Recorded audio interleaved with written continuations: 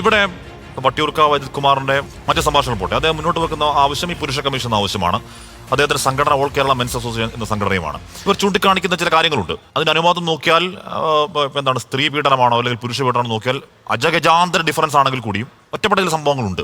അത് മുന്നോട്ട് പോകുന്ന അടിസ്ഥാനത്തിൽ അവർ ഉന്നയിക്കുന്ന ഈ ആവശ്യത്തിന് ഒരു സോഷ്യൽ സപ്പോർട്ട് കിട്ടുന്നുണ്ട്. അത് എന്തുകൊണ്ടാണ് അങ്ങനെ ഉണ്ടാവുന്നത്? അതായത് നമ്മുടേതൊരു പാട്രിയാർക്കൽ സമൂഹമാണ്. ആ സമൂഹത്തിൽ പറഞ്ഞ പോലെ ശ്രീ വട്ടിയൂർക്കാവ് അജിത് കുമാർ, എനിക്ക് അദ്ദേഹത്തെ വെളിപാട് അജിത് കുമാർ എന്ന് വിളിക്കാനാണ് തോന്നുന്നത്. കാരണം ഡാറ്റ ചോദിക്കുമ്പോൾ ട്രസ്റ്റ് മീ ബ്രോ എന്നാണ് പറയുന്നത്, സോഴ്സ് ഇല്ലല്ലോ. അദ്ദേഹത്തിന്റെ ഇത്തരം ചില വാദങ്ങൾ കണ്ടുകൊണ്ട് പാട്രിയാർക്കൽ സമൂഹത്തിൽ അദ്ദേഹം തന്നെ പറഞ്ഞു, ഞാൻ വളർന്നു വന്നത് ഇങ്ങനെ ഒരു സാഹചര്യത്തിലാണ് വളർന്നു വന്നത്, അതുകൊണ്ട് തന്നെ എനിക്ക് ചിലപ്പോൾ ഭാര്യയെ ഇങ്ങനെ ട്രീറ്റ് ചെയ്യാനാണ് എനിക്ക് പറ്റുള്ളൂ, അന്ന് എനിക്ക് പുരോഗമനമാവാൻ പറ്റിയില്ല എന്നൊക്കെ അദ്ദേഹം പറഞ്ഞു. അങ്ങനത്തെ സമൂഹത്തിലാണ് ഇവിടുത്തെ പുരുഷന്മാരും വളർന്നു വരുന്നത്. അപ്പൊ അതിൽ കുറച്ചു പേരൊക്കെ അങ്ങനെ പിന്തുണയ്ക്കുന്നുണ്ടാവാം. ഇനി വലിയ ഭൂരിപക്ഷം വരുന്ന പുരുഷന്മാർ ഇവിടെ രക്ഷയ്ക്ക് വേണ്ടിയിട്ട് കേഴുകയാണെങ്കിൽ 23 പേരെ 800 രൂപ കൊടുത്ത് കാശ് കൊടുത്ത് കൊണ്ടുവരേണ്ട ആവശ്യം ഉണ്ടാവില്ലല്ലോ. 29 പേരല്ലേ? അല്ല, ഞാൻ ആ വീഡിയോ കണ്ടപ്പോ എനിക്ക് 25-30 പേരൊക്കെ പരിപാടിയിലുള്ളതായിട്ടാണ് ഞാൻ വീഡിയോയിൽ കണ്ടത്. രാഹുൽ ഈശ്വറും അദ്ദേഹം ഒഴിച്ച് ബാക്കി എല്ലാവരും പുറത്തു വന്നായിട്ടാണ് നമ്മൾ മനസ്സിലാക്കേണ്ടത്. ഞാൻ തിരിച്ചു ചോദിക്കട്ടെ, രാഷ്ട്രീയ പാർട്ടിയിലുള്ളവരാണോ ഇവിടെ സമരം നടത്താൻ കൊണ്ട്? എനിക്കത് മറുപടി പറയേണ്ട ബാധ്യതയില്ല, ഞാൻ രാഷ്ട്രീയ പാർട്ടിക്കാരനല്ലോ. അല്ലല്ലോ, പിന്നെ അറിയാൻ പാടില്ലാത്ത കാര്യം എന്തിനാണ് താങ്കൾ സംസാരിക്കുന്നത്? ഞാൻ ചോദിക്കുന്നത് സെക്രട്ടേറിയറ്റ്, ഞാൻ അവിടെ സെക്രട്ടേറിയറ്റിന്റെ അടുത്താ താമസിക്കുന്നത്. നിങ്ങളുടെ വാട്സ്ആപ്പ് ഗ്രൂപ്പിൽ നിങ്ങളുടെ കാര്യമില്ലേ? അത് നിങ്ങൾ എന്തിനാ അറിയുന്നത്? ഞങ്ങളുടെ കാര്യം നിങ്ങൾ അറിയേണ്ട കാര്യമില്ലല്ലോ.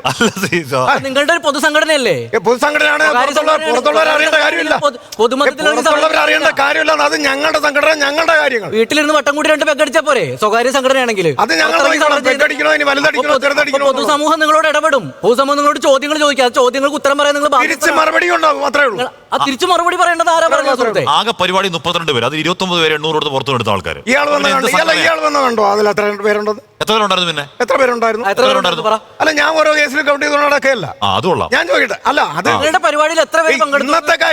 ഇന്നത്തെ കാര്യം ചോദിക്കൂ, ഞാൻ പറയാം. ഗാന്ധിജിക്ക് പാലഭിഷേകമാണ് നടത്തിയത്. ഗാന്ധിജിയെ വായിച്ചവർക്കറിയാം, ക്രാവ് കുടിക്കേണ്ട പാല് മനുഷ്യർ കുടിക്കുകയും കറന്ന് വിൽക്കുകയും ചെയ്യുന്നതിനെതിരെ പറയുകയും അതുകൊണ്ട് പാല് കുടിക്കാതിരിക്കുകയും ചെയ്ത ഗാന്ധിജിയുടെ കട്ടൗട്ടിന് മുകളിൽ ലിറ്റർ കണക്കിന് പാല് കോരി ഒഴിച്ച ചരിത്രബോധമുള്ള സംഘടനയാണ് നിങ്ങളുടെ.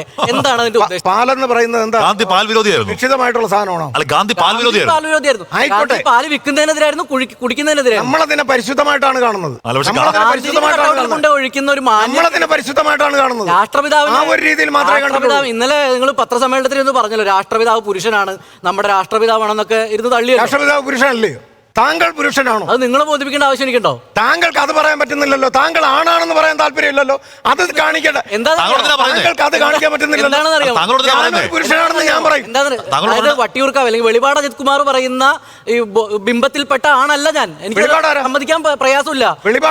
മാറി നിൽക്കുന്ന ഭാര്യ പുറത്ത് സംശയത്തോടെ വീട്ടിൽ പോവുകയും സ്വന്തം അമ്മയെ കൊല്ലാൻ വേണ്ടിയിട്ട് കൊട്ടേഷൻ കൊടുക്കുമെന്ന് ഞാൻ കൊല്ലുമെന്ന് പറയുകയും അത് എന്റെ വികാരത്തിന്റെ പുറത്താണെന്ന് പറയുകയും ചെയ്യുന്ന ഒരു ആണത്തത്തിന്റെ ഭാഗമാവാൻ എനിക്ക് താല്പര്യമില്ല. താങ്കൾ വിവാഹം കഴിഞ്ഞിട്ടുണ്ടോ? ഞാൻ വിവാഹം കഴിച്ചിട്ടില്ല. പിന്നെ താങ്കൾക്ക് ഇത് സംസാരിക്കേണ്ട വോയിസ് ഇല്ല, അത് ആദ്യം മനസ്സിലായി. എന്തുകൊണ്ടെന്ന് പറഞ്ഞാൽ കുടുംബജീവിതം എന്നോ കുടുംബം എന്നോ അറിയാൻ പാടില്ലാത്ത ഒരാൾ, അനുഭവം ഇല്ലാത്ത ഒരാളിന് എന്ത് മറുപടി നമ്മൾ കൊടുക്കണം?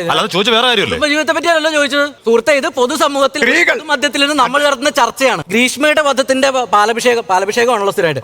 അന്നത്തെ പാലഭിഷേകത്തിൽ നിങ്ങൾ പറഞ്ഞത് സ്ത്രീകൾക്ക് പ്രത്യേക പരിരക്ഷ കൊടുക്കുന്നത് കൊണ്ടാണ് സ്ത്രീകൾ കുറ്റവാളികൾ ഉണ്ടാകുന്നത്. നിങ്ങളൊരു കാര്യം മനസ്സിലാക്കണം, കുറ്റവാളികൾക്കല്ല നിയമപരിരക്ഷ, ഇരകൾക്കാണ്. അറിയാമോ ഗ്രീഷ്മയാണോ ഇര? ഗ്രീഷ്മയാണോ ഇര? ഷാരോണാണോ ഗ്രീഷ്മയാണോ ഇര? അത് പറയും. അതാണോ നമ്മൾ ചർച്ച ചെയ്യുന്ന വിഷയം? അത് പറയൂ. സ്ത്രീകൾ എന്നാ പറഞ്ഞത്. പെണ്ണെന്ന് പറഞ്ഞാലെല്ലാം ഇരയാവോ? പുരുഷന്മാരും ഇരകളുണ്ട്. പുരുഷന്മാരാണ് ഇരകൾ. അതിന്റെ ഡാറ്റ പറ. എന്താ ഡാറ്റ? പുരുഷന്മാരാണ് ഏറ്റവും കൂടുതൽ പീഡിപ്പിക്കപ്പെടുന്നത്. ആര് പറഞ്ഞു? എവിടെ പറഞ്ഞു? ഏത് പഠനം പറയേ? താങ്കൾ ഒരു പഠനം നടത്താത്ത എന്താ? ഞാൻ നടത്തുന്ന കണക്കുണ്ട്. ഇവിടെ പുരുഷന്മാരാണ് ഏറ്റവും കൂടുതൽ പീഡിപ്പിക്കുന്നത് താങ്കളാണ് പറയുന്നത്. അപ്പൊ താങ്കളാണ് ആ കണക്ക് സമർത്ഥിക്കുന്നത്.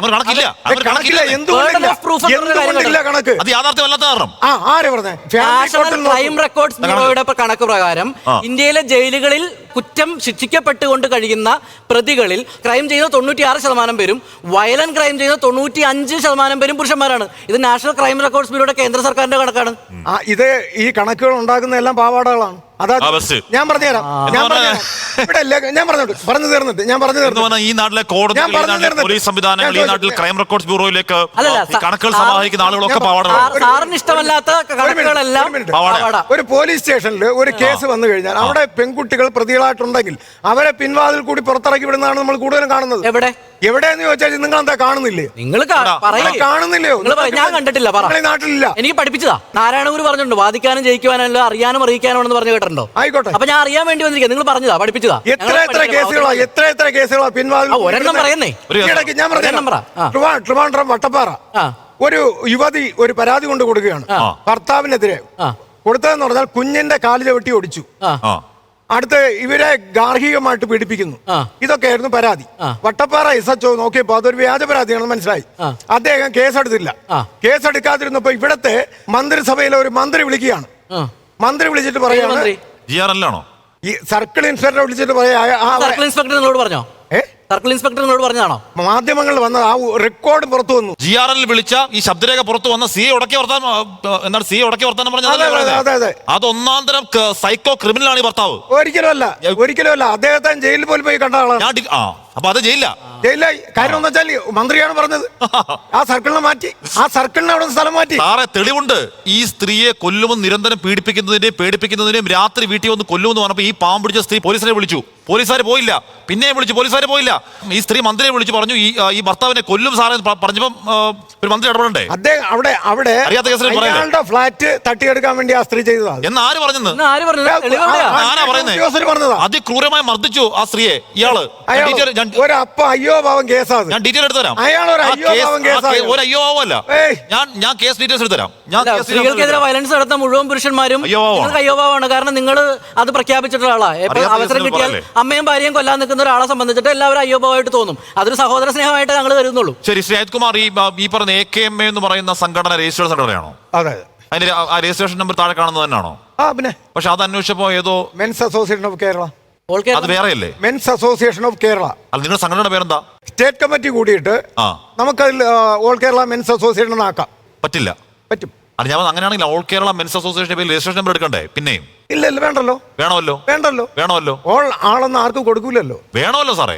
കൊടുക്കില്ല. നിങ്ങളുടെ സംഘടനയുടെ പേര് മാറ്റി പുതിയ സംഘടനയല്ലേ ആൾ എന്ന് കൊടുക്കില്ല. അത് നിങ്ങളുടെ പ്രശ്നമല്ലേ?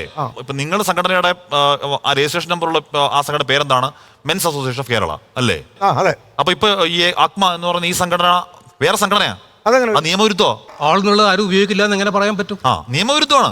ഇല്ല, മെൻസ് അസോസിയേഷൻ ഓഫ് കേരള എന്ന് പറഞ്ഞാൽ അത് തന്നെ ഓൾ കേരള മെൻസ്. എന്താ പ്രശ്നം? മെൻസ് അസോസിയേഷൻ അതെങ്ങനെയാ? പിന്നെ കേരളത്തിലെ ഒരു ഓൾ ഇന്ത്യ സ്റ്റുഡൻസ് ഫെഡറേഷൻ ഒരു സംഘടനയാണ്. ഞാൻ പറയട്ടെ, ഓൾ ഇന്ത്യ എന്ന് പറഞ്ഞ രജിസ്ട്രേഷൻ ഒന്ന് കാണിച്ചു തരാം. All India students federation ASF, അതൊന്ന് രജിസ്ട്രേഷൻ ഒന്ന് കാണിച്ചു തരാമോ? എന്റെ പ്രശ്നം ഇതിന്റെ നിയമപരമായിട്ടുള്ള പ്രശ്നമല്ല. അത് പ്രധാനപ്പെട്ടതാണ്. പക്ഷേ കാരണം എല്ലാത്തിലും തട്ടിപ്പ് തന്നെയാണല്ലോ. പൈസയുടെ കാര്യത്തിൽ തട്ടിപ്പ്, എല്ലാത്തിലും തട്ടിപ്പ്. സംഘടനയുടെ പേരിൽ കൂടി തട്ടിപ്പിടുന്നതിന് ഇപ്പൊ പ്രത്യേകിച്ച് പ്രശ്നമൊന്നുമില്ലല്ലോ. എന്റെ പ്രശ്നം എന്ന് പറയുന്നത് ഇവരുടെ ഈ സംഘടനയുടെ പേരാണ് ഓൾ കേരള മെൻസ് അസോസിയേഷൻ. ഇവരെങ്ങനെ പുരുഷന്മാരുടെ സംഘടനയാവുന്നത്? ഇവര് പുരുഷന്മാരുടെ ഞാൻ പറയാം. എന്റെ പുരുഷത്വം ഞാൻ നിങ്ങൾക്ക് മുന്നിൽ തെളിയിക്കേണ്ട ബാധ്യത എനിക്കില്ല. ആ സർട്ടിഫിക്കറ്റ്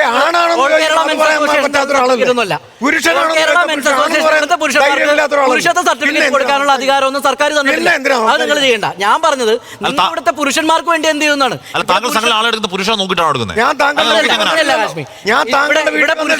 നിങ്ങൾ ആലോചിക്കൂ, ഇവിടെ പുരുഷന്മാർ എന്തൊക്കെ പ്രശ്നങ്ങൾ നേരിടുന്നുണ്ട്. ഇവിടെ പുരുഷന്മാരാൽ പീഡിപ്പിക്കപ്പെടുന്നുണ്ട്. ഇവിടെ ആൺകുട്ടികൾ പീഡിപ്പിക്കപ്പെടുന്നുണ്ട്. കർഷക ആത്മഹത്യ നടക്കുന്നു 10,000-കണക്കിന് പേര്. അതിൽ ഭൂരിപക്ഷവും ഞാനാണോ? പുരുഷ സംഘടനയാണ് നിങ്ങളല്ലേ? ഞങ്ങൾ ചെയ്യുന്നുണ്ട്. ഞങ്ങളുടെ അടുത്ത് വരുന്ന ഒരു കേസ് പോലും ഞാനൊരു കാര്യം ചോദിക്കണേ. അത് മാത്രമല്ല നിങ്ങൾ ശ്രദ്ധിക്കുന്നു.